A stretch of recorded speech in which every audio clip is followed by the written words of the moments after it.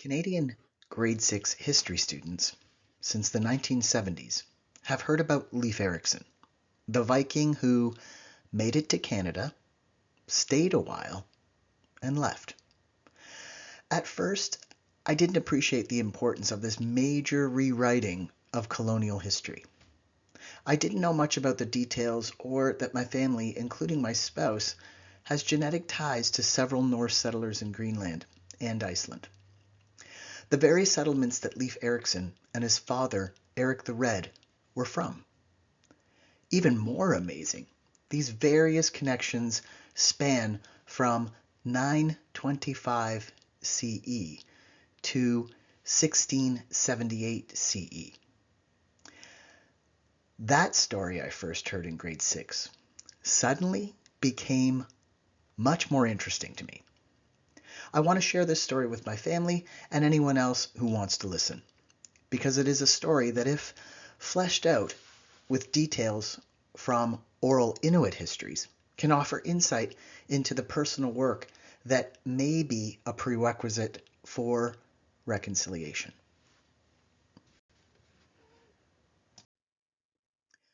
Welcome to the Maple Family Treehouse. I'm Kale, and I'm here sharing stories from my family tree to better understand my own colonial presence here in North America.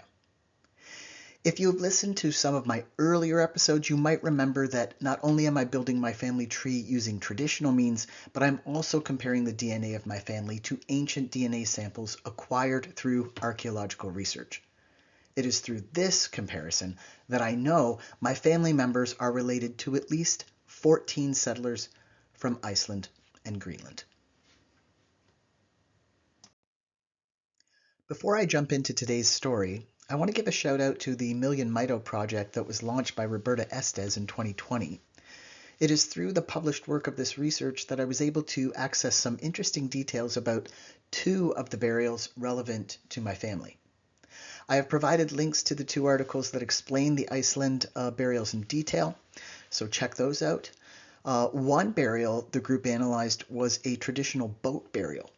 And you may have heard of Viking boat burials, so this may not sound too surprising, but the DNA testing done on this individual revealed that they had Celtic origins, meaning that they were most likely a captive taken during a raid in Scotland and Ireland. Now, other individuals with similar heritage were buried in unmarked graves.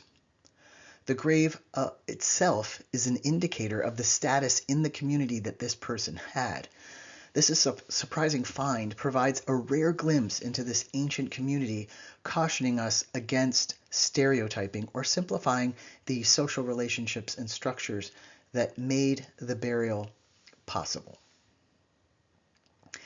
In another burial from 1704 that my mother and spouse are linked to, two individuals, a female aged 40 and a male aged 26, were executed for plotting and carrying out the murder of the female's husband. The male was beheaded and his head was severed and put on public display, while the female was drowned, and after their executions were carried out, both bodies were burned on unconsecrated ground. And while these details may be difficult to hear, they provide valuable insight into the justice system of a community infamous for its violence. So the slide here shows you the connections that each one of my family members that are relevant to the story have to the Icelandic burials that I'll show you on a map on the next slide. The research I just discussed was limited to Iceland, and I wanted to include this map to give you a sense of the time and space of early Icelandic settlements and the exact location of the burials. Again, I've provided a link of the map source in the show notes and on the slide, and I'm now posting the show notes on Facebook, by the way, so you can find them there. Okay, back to our story. Iceland is where the Norse began their settlement, but they soon expanded westward. The place where Leif Erikson made camp was on the northwestern shore of Newfoundland, Canada. The specific location is now called Lens aux Meadows. The Viking structures found there are indicative of a camp to repair ships and process resources for trade. It is estimated that the camp was used for about 10 years and then abandoned. A short span of time compared to the settlement in Greenland, where Leif was born. His father, Eric the Red, intended to establish permanent settlements out of necessity. Eric had been exiled from Iceland for murders he committed, and returning to Norway was not an option for Leif, because his father Thorvald had been exiled from Norway for a murder he committed. For these early migrants, Greenland and Iceland were lifelines to start again, with intentions to supply ivory and furs to Europe. So the adventurous-seeking heroes I heard about in history class so long ago were more like desperate refugees who abandoned their settlements as mounting factors made life in these settlements impossible. Things like a mini ice age, violent relations with Inuit communities in Greenland and the Botuk people in Newfoundland, expensive investments that accompanied conversions to Christianity, as well as growing competition in the ivory trade from Africa. This is a moment in colonial history that reads like a parable from the pages of a Brothers Grimm story. I did not get this perspective from my early history lessons, but the message is clear today. I do not remember hearing about the complete annihilation of the Botuk people, or how the Inuit communities in Greenland had thrived for thousands of years prior to meeting the European settlers. Thanks to the oral histories passed on for more than 1,000 years, we have a more complete understanding of the relations between the Inuit Greenlanders and the Norse settlers. I want to share two specific oral histories published by Kirsten Thisted in 2001. The first story is representative of common features in many Inuit oral histories about Norse settlers. The second story is an outlier, but it may suggest other possible factors that ended Norse settlement in Greenland, so I'll include both. In the first story, the Inuit people first met ancient Norsemen when they approached the coast of Nuuk on an umiak, which is a skin boat. The Inuit were surprised to see a huge house and people they didn't recognize. The Norsemen were friendly, so the Inuit cautiously introduced themselves, but did not stay long. Later, a larger group of Inuit made a second visit, and a friendly relationship was established. As a result of their friendship, two men, an Inuk and a Norseman, engaged in archery competitions. During one contest, the Norseman suggested that they climb a high mountain to see who could hit a caribou skin target below. Whoever failed would be thrown over the cliff. The Inuk at first rejected the challenge, since they were friends, and he saw no reason for one of them to be killed. The Norseman persisted, and ultimately missed the target, while the Inuk put his arrow right through the center of the skin. Accepting the agreed upon outcome, the Norseman was pushed from the cliff, which was thereafter called Pisisakvik, the place of archery.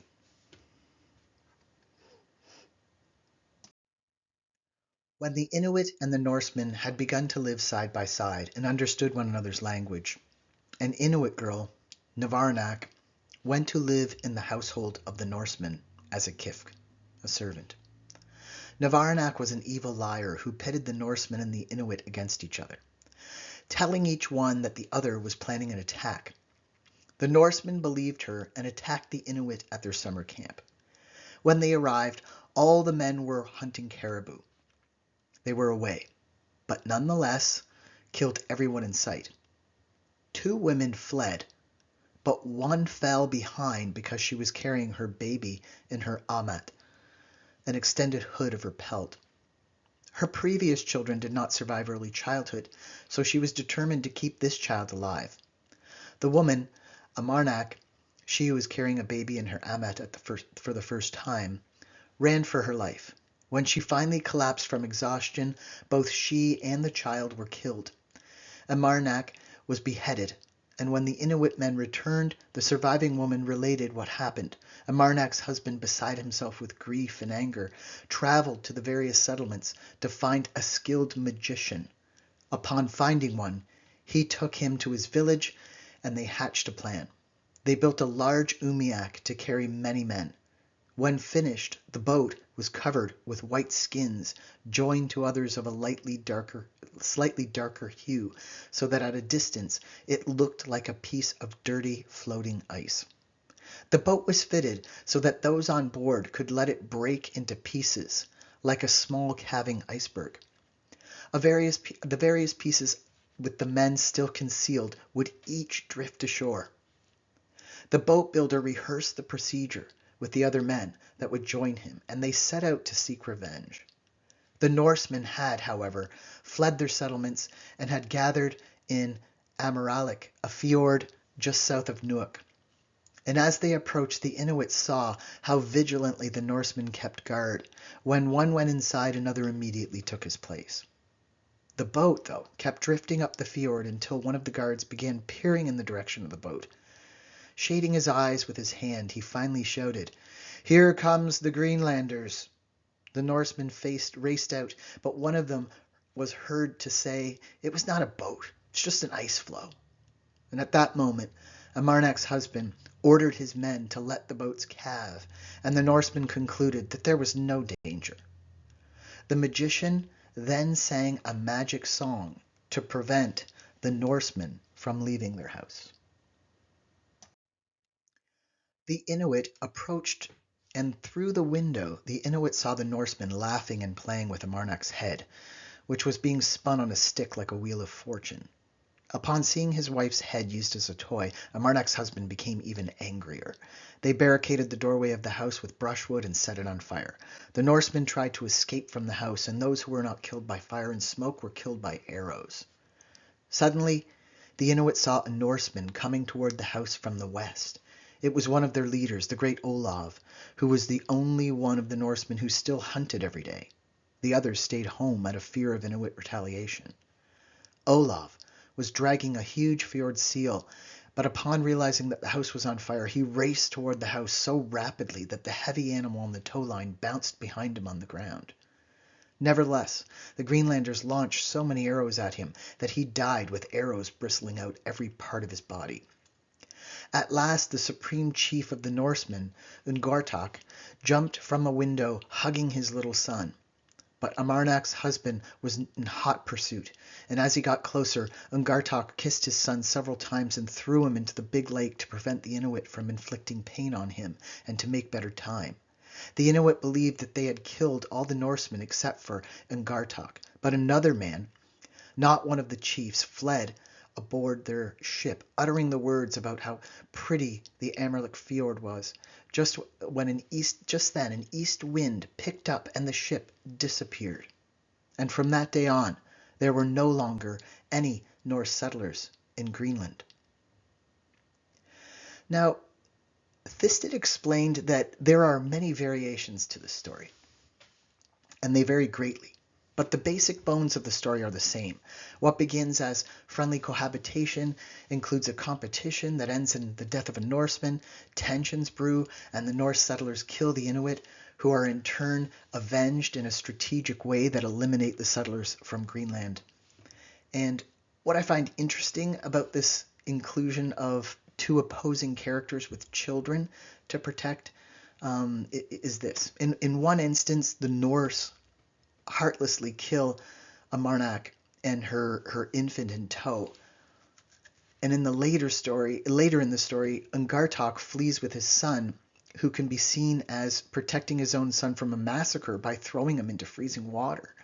And I see this comparative explanation as indicating the strength and perseverance of the Inuit on one hand and the self-defeating practices of the Norse in the Greenland on the other.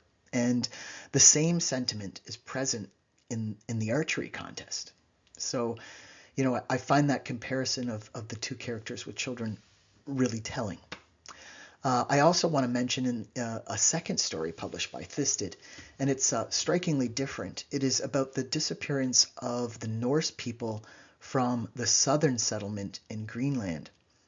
And in this story, it is not the Inuit who drive out the Norse, but invaders that the Inuit refer to as pirates.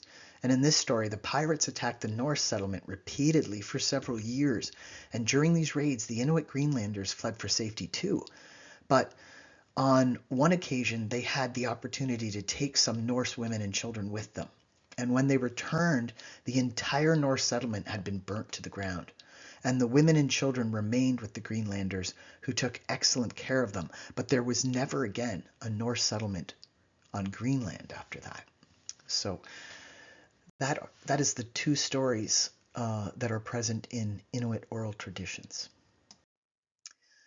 Now, before I leave these two stories, I should make note here that the second story was substantiated by a papal letter from 1448. The letter makes it clear that the Norsemen had requested the help of the Pope in rebuilding their country after having been attacked by quote-unquote heathens living on nearby coasts. Now, it may be obvious to the listener, but I have to mention that the Norse made enemies in their travels. They're known for pillaging towns wherever they went and taking women captive for their settlements on Iceland and Greenland. This too is substantiated by archaeological and DNA evidence, as I mentioned with the boat burial. The migration story of the Norse to Iceland and Greenland was one of necessity.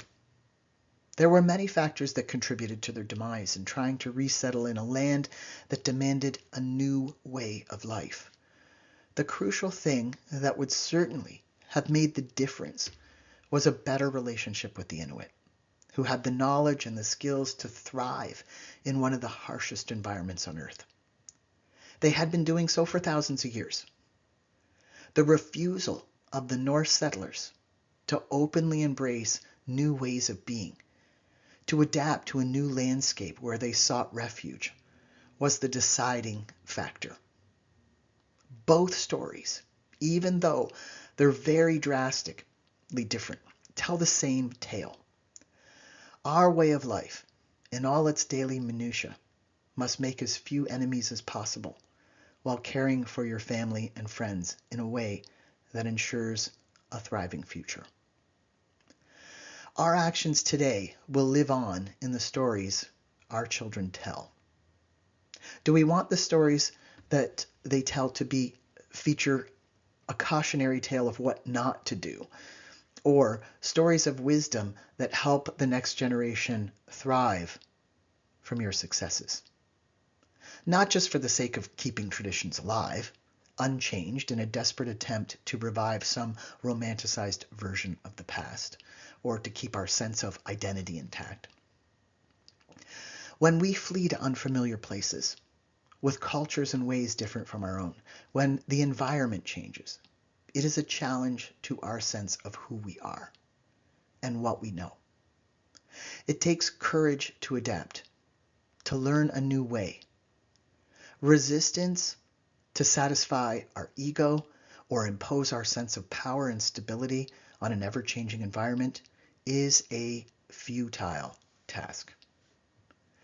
I find it fitting that people named most often in Norse settlement histories are Thorvald, exiled from Norway for settling his disputes with murder, and then his son in turn is exiled from their new home in Iceland for the same pattern of behavior, leading to Leif Erikson, sent to search for new lands, new resources to maintain their old dysfunctional ways, pillaging and moving on with the ghosts of their past fast on their heels, seeking revenge.